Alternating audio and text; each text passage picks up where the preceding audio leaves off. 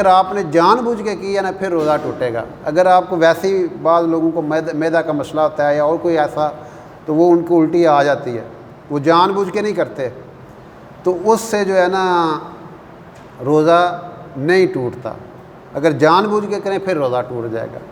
اگر آپ ویسے ہی مسئلہ بن گیا، سارا کچھ ہی باہر آ گیا، پھر بھی روزہ نہیں ٹوٹے گا، ٹھیک ہے۔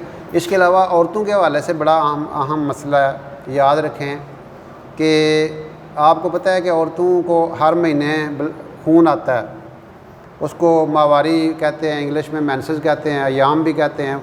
تو اس دوران عورت پہ روزہ رکھنا واجب نہیں ہے، روزہ رکھنا واجب نہیں ہے۔ جب وہ رمضان گزر جائے تو جتنے روزے اس کی وجہ سے مس ہوئے ہیں نا، وہ روزے دوبارہ رکھنے ہیں، یہ بات یاد رکھیں۔